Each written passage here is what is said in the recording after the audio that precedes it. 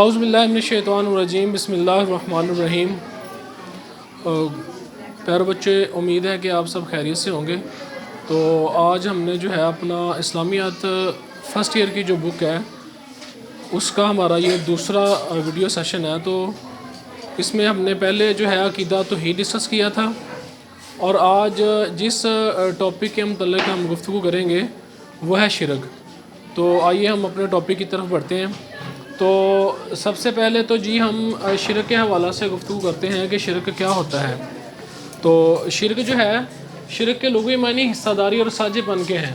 دین کی اصطلاح میں شرک کا مفہوم یہ ہے کہ اللہ تعالیٰ کی ذات، صفات یا صفات کے تقاضوں میں کسی کو اللہ تعالیٰ کا حصہ دار یا ساجی ٹھہرانا کے ہیں۔ اس طرح شرک کی 3 اقسام ہیں۔ تو سب سے پہلے ہم جو ہے یہ شرک کو ایکسپلین کرتے ہیں۔ عقیدہ توحید ہی انسان کا سب سے پہلا عقیدہ تھا۔ یہ شرک اور اس کی جو باقی اقسام ہیں یہ ساری اس کی بعد کی پیداوار ہیں۔ تو جو دنیا میں جو پہلے انسان تھے وہ عقیدہ توحید ہی کے قائل تھے۔ تو دنیا کے پہلے انسان حضرت آدم علیہ السلام تھے، تو وہ جو ہے وہ توحید کے ہی قائل تھے، اللہ تعالیٰ کی ذات کو ایک ماننا اور یکتا جاننا کے قائل تھے۔ تو انہوں نے اپنی اولاد کو بھی اسی بات کی تلقین کی۔ لیکن جب آہستہ آہستہ جو ہے آبادی میں اضافہ ہوتا گیا تو لوگ دنیا میں بکھرنے لگے ادھر ادھر۔ تو اس وقت پھر جب لوگ دنیا میں ادھر ادھر بکھرے تو انہوں نے اللہ کی جو تعلیمات تھیں، جو اللہ تعالیٰ کے احکامات تھے، ان کو بھلا دیا۔ تو انہوں نے پھر اسی طرح جو ہے اللہ تعالیٰ کی ذات میں شرک کرنا شروع کر دیا۔ تو پہلے انسان جو ہے وہ جب کسی بھی ہیبت ناک چیز کو دیکھتے تھے یا کسی بڑی چیز کو دیکھتے تھے تو اپنی کم علمی کی وجہ سے، اپنی جہالت کی وجہ سے وہ اسی کو ہی جو ہے وہ دیوتا مان لیتے تھے۔ اسی طرح جب انہوں نے جو ہے وہ سورج کا دیوتا بنایا، سمندر کا دیوتا بنایا، تو یہ سارے جو ہیں اسی طرح کہ انہوں نے جو ہے اپنا آندھیوں کا دیوتا۔ تو یہ شرک اسی طرح شروع ہوا کہ ان لوگوں نے جس چیز کو ہیبت ناک دیکھا، بڑا دیکھا، اس کو ہی اپنا جو ہے وہ خدا مان لیا۔ جیسا کہ آگ کا دیوتا، ایران میں بہت سالوں تک جو ہے وہ آگ کی پوجا ہوتی رہی تھی، آگ کی عبادت کی کرتے تھے، وہ آگ کو اپنا دیوتا سمجھتے تھے۔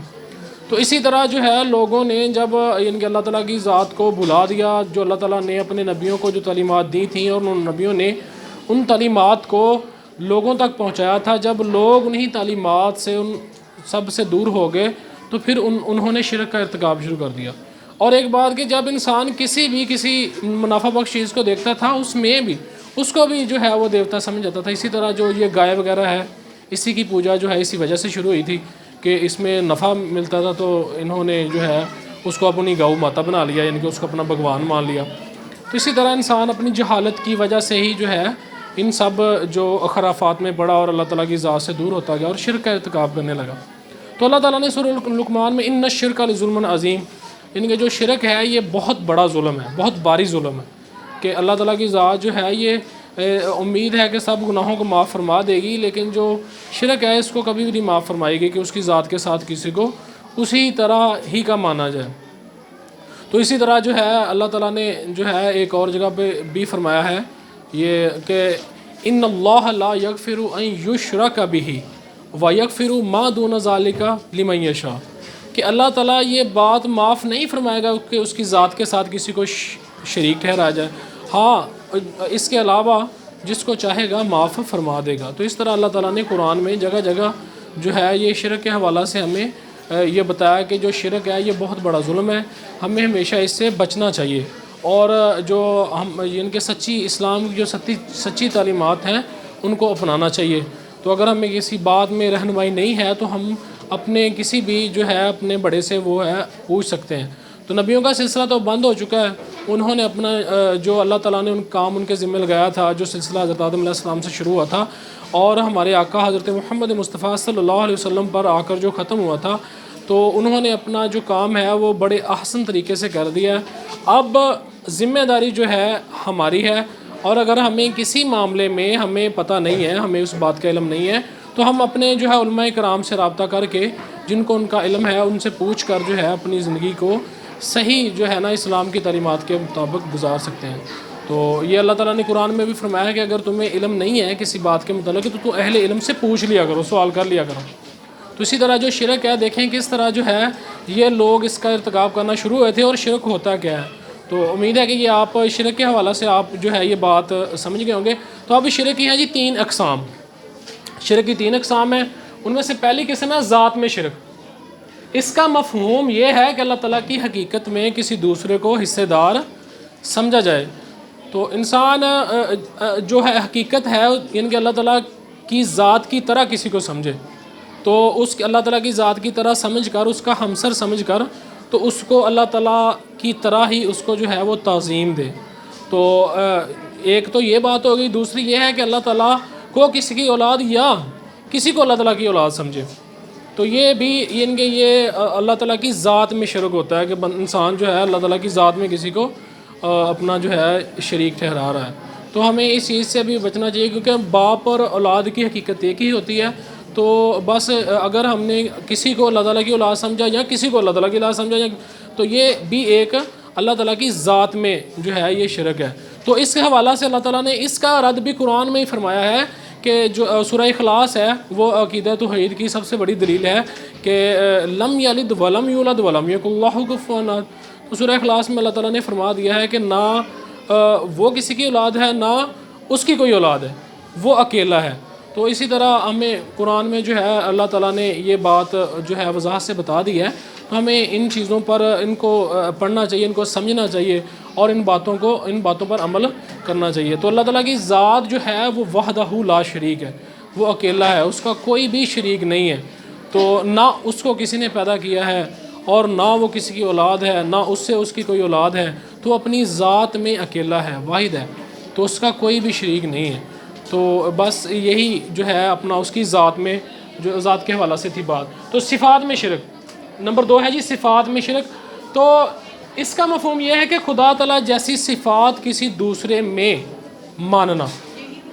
تو جیسا کہ اللہ تعالیٰ جن صفات کا مالک ہے ہم کہ اللہ تعالیٰ کی ذات جو ہے اپنے علم, ارادہ, سمع, بصر تو جو ہے اس میں جو ہے وہ واحد اور اکیلا ہے. تو اسی طرح ہم جب اس کی صفات میں شرک کرتے ہیں تو جو لوگ صفات میں شرک کرنے والے ہیں وہ اللہ تعالیٰ جیسی صفات کسی دوسرے میں ڈھونڈتے ہیں. کہ جس طرح اللہ تعالیٰ کے پاس اپنا علم ہے تو انسان کسی کے مطلب یہ سمجھے کہ اس کے پاس بھی اللہ تعالیٰ کے ہی جیسا علم ہے. نہیں, بلکہ اگر اس کے پاس علم ہے تو وہ اللہ تعالیٰ کا عطا کیا ہوا ہے. تو اسی طرح ہم جو ہے ان کی اللہ تعالیٰ کی جو جیسے ہم نے ذات میں پڑھا اسی طرح صفات میں بھی اللہ تعالیٰ کی ذات کا کوئی شریک نہیں ہے. تو اس طرح ہم جب ان کے صفات میں جو ہے کسی کو اللہ تعالیٰ کی جو ہے وہ شریک ٹھہراتے ہیں تو اس میں ہم اس کو ازلی اور ابدی سمجھتے ہیں. تو جیسی صفات کا مالک اللہ تعالیٰ ہے ہم اس بندے میں بھی وہ صفات ڈھونڈنے کی کوشش کرتے ہیں. تو اسی طرح ان چیزوں سے بھی اللہ تعالیٰ کی ذات نے ہمیں قرآن میں ہی منع فرمایا ہے. لیسا کمثلہ شیء کہ اللہ تعالیٰ کے مثل کوئی بھی چیز نہیں ہے. تو یہ اس سے بھی ہمیں اس آیت مبارکہ سے بھی ہمیں یہ سبق ملا ہے کہ اللہ تعالیٰ کی جو ذات ہے وہ وحدہ لا شریک ہے اور اس جیسی شے کوئی ہے ہی نہیں. تو ہم جب ہمیں اللہ نے قرآن میں یہ وضاحت فرما دیا ہے کہ اللہ تعالیٰ جیسی کوئی چیز ہے ہی نہیں تو ہم یہ تصور بھی نہیں کر سکتے کہ وہ چیز اللہ تعالیٰ جیسی ہو گئی, ہم یہ سوچ بھی نہیں سکتے. اس سے بھی ہمیں جو ہے یہ منع فرما دیا گیا قرآن میں واضح الفاظ میں. تو اب ہے جی اس کے بعد آیا جی صفات کے تقاضوں میں شرک. نمبر 3 صفات کے تقاضوں میں شرک کہ اللہ تعالیٰ عظیم صفات کا مالک ہے. ان صفات کی عظمت کا تقاضا یہ ہے کہ اس کی عبادت کی جائے اور اسی کے سامنے پیشانیاں جھکائی جائیں. تو جو اللہ تعالیٰ کی جو عظیم صفات ہیں ہم اگر اس میں اس کو یکتا اور بے مثل ماننا چاہتے ہیں تو اس کا یہ ہے کہ ہم اللہ تعالیٰ ہی کی عبادت کریں اور اسی کے سامنے ہی اپنی پیشانیاں جو ہے وہ جھکائیں اور کسی کو بھی عبادت کے لائق نہ سمجھیں. تو اسی طرح جو ہے اللہ تعالیٰ نے ہمیں جو اگر ہم اللہ تعالیٰ کو وحدہ جو لا شریک مانتے ہیں تو اس کا یہ نہیں ہونا چاہیے کہ بس ہم زبان سے کہتے جائیں کہ ہم اللہ تعالیٰ کی ذات کو واحد اور یکتا مانتے ہیں تو اپنے جو اعمال ہیں ان سے اس کا اظہار ہی نہ کریں. تو اسی طرح جو ہے اپنا جی ہم بات کر رہے تھے کہ صفات کے تقاضوں میں جو ہے وہ شرک کیا ہے اور ہم اس سے کیسے بچ سکتے ہیں. تو اللہ تعالیٰ کی ذات جو ہے حقیقی جو بادشاہ ہے, حقیقی حکمران جو ہے وہ اللہ تعالیٰ ہی ہے. تو اس کی حکمرانی تو حقیقی جو حکمران ہے وہ اللہ تعالیٰ ہی ہے اور اسی ہی کی حکمرانی ہے اور اسی کے ہی قانون پر جو ہے عمل پیرا ہونا چاہیے اور اس کے قانون کے مقابلے میں کسی کا قانون کوئی حیثیت نہیں رکھتا. تو یہ قرآن کریم میں اللہ تعالیٰ کی ذات فرماتی ہے نا اس صفات کے حوالوں صفات کے تقاضوں میں جو ہے شرک کے حوالہ سے کہ اللہ تعبدوا الا ایاہ، کہ عبادت صرف اللہ تعالیٰ ہی کی کرو۔ اسی طرح ایک اور جگہ پر بھی جو ہے اللہ تعالیٰ فرماتا ہے الہکم الہ واحد لا الہ الا اللہ، کہ اللہ ہی جو ہے تمہارا معبود ہے، اس کے علاوہ کوئی بھی تمہارا معبود نہیں۔ تو جس کی عبادت، معبود ہوتا ہے جس کی عبادت کی جائے۔ تو اسی طرح جو ہے ہم اس چیز پر عمل کر کے ان جو جتنی بھی یہ ساری چیزیں ہیں اللہ تعالیٰ نے جو قرآن میں ہمیں واضح طور پر بیان فرما دی ہیں، ان پر عمل کرتے ہوئے ہمیں اس کی جو صفات کے تقاضوں میں شرک ہے اس سے ہم ان آیات پر، ان احکامات پر عمل کر کے ان سب سے بچ سکتے ہیں۔ تو اسی طرح ہم دیکھتے ہیں کہ شرک یہی نہیں ہوتا کہ انسان کسی بت یا لکڑی کا کوئی مجسمہ بنا کر اس کی پوجا شروع کر دے، تو یہ بھی ہے کہ انسان کسی اور کو مسبب الاسباب سمجھے۔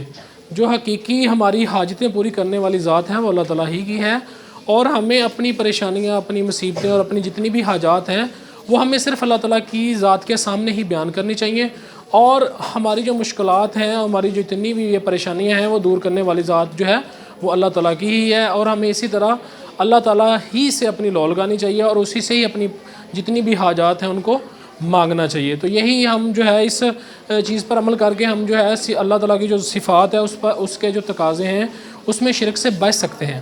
تو اس کے ایک اور جگہ پر سورہ ملک کی آیت میں اللہ تعالیٰ فرماتا ہے کہ امن حاذ الذی یرزقکم ان امسک رزقہ، بھلا وہ کون ہے جو روزی دے تم کو اگر اللہ اپنی روزی بند کرے۔ اسی طرح ہم دیکھتے ہیں کہ اگر اللہ تعالیٰ کی ذات ہی ہماری روزی روک لیتی ہے یا ہمیں وہ کوئی چیز نہیں دیتی تو ہم کس طرح اس روزی کو حاصل کر سکتے ہیں۔ تو اسی طرح جو ہے ہم اپنا یعنی کہ جو اللہ تعالیٰ کی ذات ہے ہمیں ہمیشہ اسی سے ہی مانگنا چاہیے، اسی کی ذات سے ہی اپنا رابطہ جو ہے وہ قائم رکھنا چاہیے۔ اپنی مشکل بڑی ہو چھوٹی ہو تو ہے اس میں ہمیں اللہ تعالیٰ ہی کی ذات سے مانگنا چاہیے، اور وہی ذات جو ہے ہماری مشکلات کو دور فرمانے والی ہے، اور وہی ہمیں جو ہے ہر مصیبت سے نکالنے والی ہے۔ تو اسی طرح ہمیں ہر جو ہے نا ہر کنڈیشن میں، ہر حالت میں ہمیں اللہ پاک کی ذات سے جو ہے مانگنا چاہیے، اور اسی سے ہی مانگنا چاہیے، اس کے علاوہ کسی سے نہیں مانگنا چاہیے۔ تو اسی طرح یہ امید ہے کہ ہمارا جو آج کا یہ شرک کے حوالہ سے جو یہ کلاس تھی، شرک کے جو جتنی بھی اقسام اور شرک کیا ہوتا ہے اس کے حوالہ سے سارا کچھ آپ کو پتہ چل گیا ہوگا۔ تو انشاءاللہ تعالیٰ اگلی ویڈیو میں ہم جو ہے اپنا اگلے نیکسٹ ٹاپک جو ہے اس میں آپ کے پاس حاضر ہوں گے۔ تو اتنی دیر کے لیے اللہ حافظ۔